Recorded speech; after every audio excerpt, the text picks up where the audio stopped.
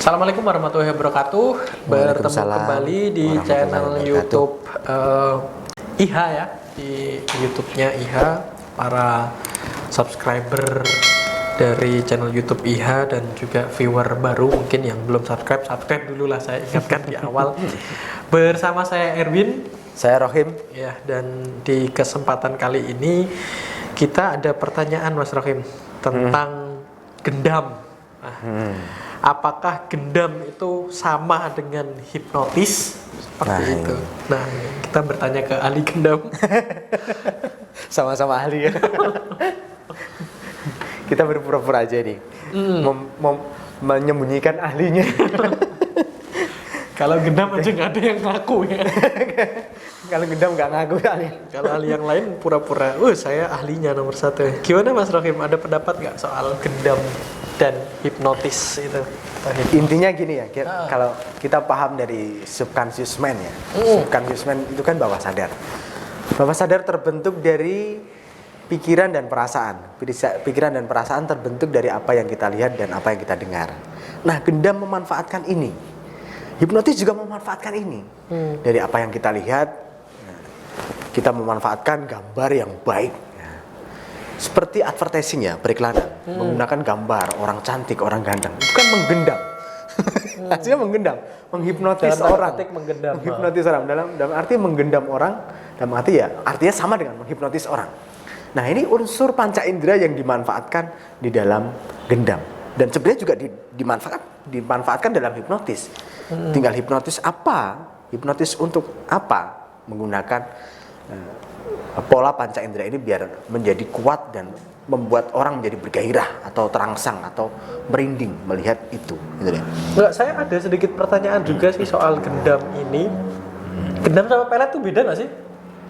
Setahu pelet itu mempengaruhi orang lain. Beda berarti. Sama juga kan?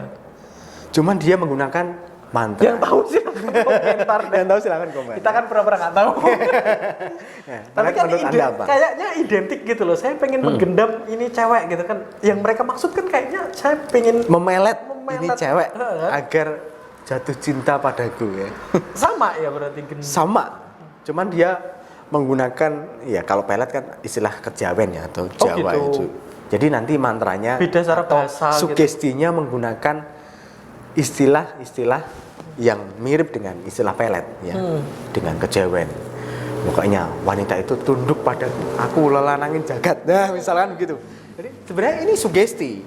Sugesti yang dirancang kalau kita seperti mengajarkan bagaimana menyusun sugesti ya. Yeah. Nah, itu disusun seperti itu sedemikian rupa, dan konsepnya kalau menggunakan konsep Jawa ya disebut pelet atau mantra atau afirmasi sudah populer ya, bukan masuk dalam kejawa ya.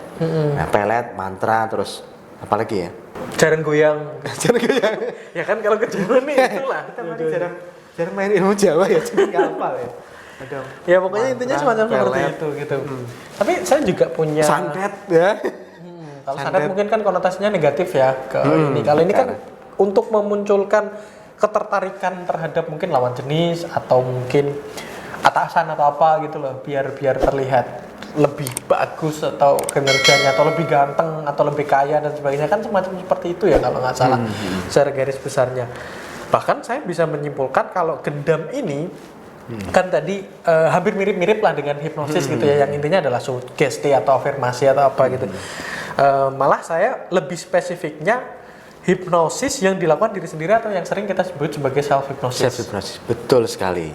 Cuman yang dipraktisi gendam itu jarang mau dianggap praktisi hipnotis. Gendam itu hipnotis nggak bisa. Biasanya orang gendam menganggap seperti itu. Karena ini prosesnya beda, tidak seperti hipnotis. Nah, dia cuman yang dilihat mereka ya mungkin ya, karena di benak mereka saya tidak tahu. Kenapa kamu anggap beda? Ya biasanya dulu ini saya pakai energi loh. Saya pakai kekuatan. Nah, padahal kekuatan ini dibentuk dari self hypnosis sendiri, nah, dan kemudian dari sugesti terus menerus, repetisi, dibaca mantranya setiap habis maghrib, dibaca terus, akhirnya melekat, membuat dia semakin yakin menyampaikan ini kepada seseorang, dan akhirnya ya orang itu terpengaruhi dari apa yang diyakininya. Dia misalkan dia mensugesti dirinya bahwa saya adalah lalanangin jagat. gitu ya. Saya menggunakan gendam. Dia pede. Setiap hari dia mengatakan seperti itu. Nah, kalau dipahami dari sisi hipnotis, sekali saja cukup ya. Artinya bukan sekali saja cukup dan mempengaruhi ya. Cuman ini unsur sugestinya adalah sekali diucapkan itu adalah unsur hipnotis. Nah, karena sering dilakukan berkali-kali. Nah, ini juga hipnotis. Cuman orang yang mengabadikan atau memfanatikan gendam, dia menganggap itu bukan hipnotis, itu gendam. Karena sudah melibatkan niat spiritual, saya melibatkan Tuhan, kemudian roh-roh saya libatkan dalam sugesti. Akhirnya ya saya menggunakan gendam, saya tidak menggunakan hipnotis. Paham. Persepsi orang gendam seperti itu. Kalau boleh saya simpulkan itu goalnya sama. Tapi cara untuk meraih goal ini berbeda-beda gitu. Ada yang nyebut energi, ada yang nyebut mantra, ada yang mungkin menggunakan sesajen, hodam, ada yang menggunakan ritual mungkin. Kalau kita ya sugesti. Sugesti yang direpetisi, yang diyakini, yang dimasukkan di bawah sadar, masuk dalam pikiran, perasaan dan tubuh. Maka terjadilah seperti yang. Jadi kita kalimatnya sugesti, afirmasi, apalagi ya. Repetisi gitu yang dimasukkan di dalam bawah sadar. Teknis lah dan sifatnya linguistik kan, sifatnya kaitannya dengan bahasa. Tidak tidak kemudian kalau orang gendam kan merasakan saya tidak menggunakan bahasa hipnotis. Saya bahkan menggunakan kalimat tidak, jangan, dan itu terjadi pada diri saya. Ya karena repetisi. Karena kamu sudah yakin kalau kamu memang lanangnya jagat. Saya tidak ganteng, saya tidak jelek. Tidak itu yang dikatakan. Kamu repetisi bahwa saya adalah penguasa jagat dan bisa memengaruhi wanita. Akhirnya di gendam itu kalau boleh saya nambahkan ada faktor keyakinan yang sangat kuat. Betul sekali. Bahkan dia mengatakan kan ada hipnotis namanya semantik ya. Semantik itu kalimat yang tidak boleh dipakai dalam sugesti. Harus, akan, tidak, jangan itu nggak boleh ya kan. Tapi dalam gendam memang digunakan. Nah, kenapa itu terjadi?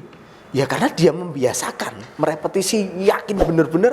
Itu loh. Ya itu terjadi. Saya sendiri ya soal semantik ini dan segala macam pada perjalanannya saya terkadang ya menggunakan sugesti yang menggunakan semantik. Tapi ketika saya sudah yakin mencapai keyakinan dalam diri dia, ya nggak masalah. Aturan itu kadang bisa diterjang kan. Kadang dia terjang. Jadi hipnotis ini seni lah ya. Kita kadang pakai akan, pakai enggak, pakai jangan, tapi dia sudah yang benang tipis antara keyakinan dan realita itu kan tipis banget ya, kayak benang lah, tinggal udah jadi keyakinan. Misalnya mensugesti diri saya akan kaya di tahun 2021 misalkan, itu nggak masalah sugesti seperti itu. Kalau dipahami akan ya kan, tapi dengan yakin dan sungguh-sungguh dan menjalani prosesnya, mempersiapkan planning perusahaan, mempersiapkan planning pekerjaan, mempersiapkan planning usaha, ya terjadi nanti kaya. Biasanya tahun itu. Kalau nggak kaya gila sih. Iya. Tapi kan nggak ada opsi yang misalnya nggak jadi kaya terjadi. Setidaknya kan terjadi. Padahal menggunakan semantik ya, bahasa semantik yang menjadi larangan dalam sugesti hipnotis. Tapi terjadi beneran. Saya akan minum kopi nanti sore, misalkan begitu ya. Itu apa? Melanggar aturan. Itu bukan hipnotis karena pakai semantik akan gitu. Kalau gendam itu. Tapi kalau kita niat sungguh-sungguh dan nanti sore sudah terbiasa minum kopi ya, jadi kita terjadi minum kopi. Kuat di gendam itu. Jadi gendam, hipnotis sama-sama pengen menuju ke titik ini ya. Cuman caranya atau lewatnya yang berbeda-beda. Satu lewat jalur alternatif, satu lewat alun-alun gitu ya. Satunya Gojek. Satunya karena nggak suka, nggak punya SIM, tapi ditilang polisi, jadi lewat yang ada lewat ahli gendam seperti kita.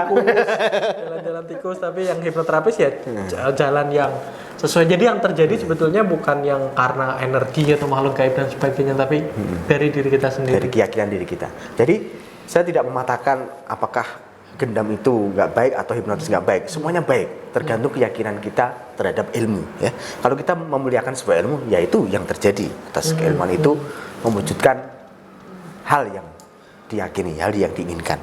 Tapi kalau Anda yang justru yang saya permasalahkan adalah orang yang tidak punya ilmu itu, nggak suka hipnotis, nggak suka gendam, nggak suka tausiah ya. Menjelek-jelekan. Menjelek-jelekan.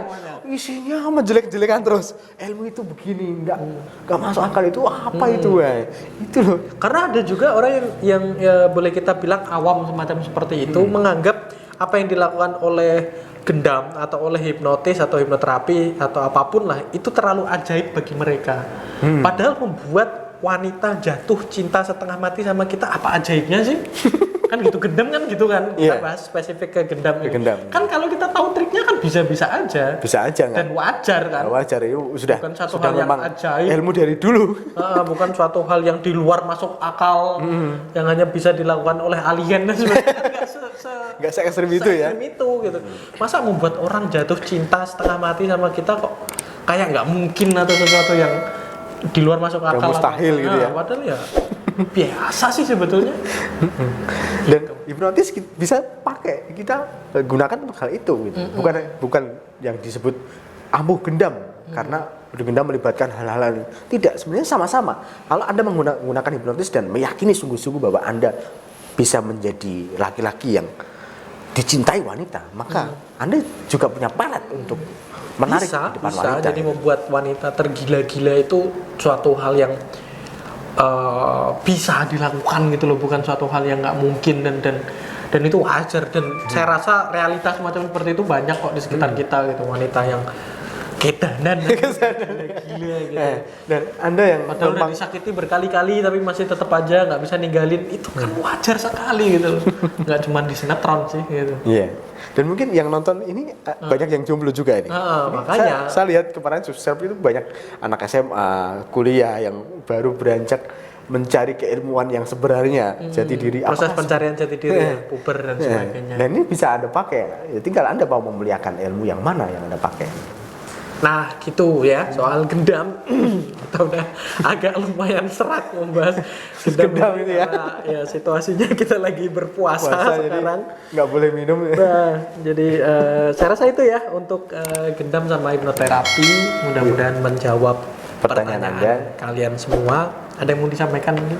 Mungkin ya tadi penekanan untuk memuliakan sebuah ilmu itu penting. Kalau Anda memuliakan hipnotis, maka hipnotis ini bisa Anda gunakan untuk apa saja yang Anda inginkan. Kalau Anda memuliakan gendam, ya silakan gunakan gendam untuk meraih apa saja yang Anda inginkan. Jadi intinya adalah di memuliakan ilmu dan keyakinan Anda untuk memuliakan ilmu dan mewujudkannya. Nah, itu saja. Oke, ya semoga bermanfaat ya. Saya akhiri, sebelum saya tutup jangan lupa like, comment, dan share serta subscribe dan klik tombol notifikasinya. Kalau ada pertanyaan silakan di kolom komentar atau langsung WhatsApp ke nomor kami. Jangan lupa kunjungi website kami juga di www.masterhypnotis.com ya. Saya akhiri, wassalamualaikum warahmatullahi wabarakatuh. Waalaikumsalam warahmatullahi wabarakatuh.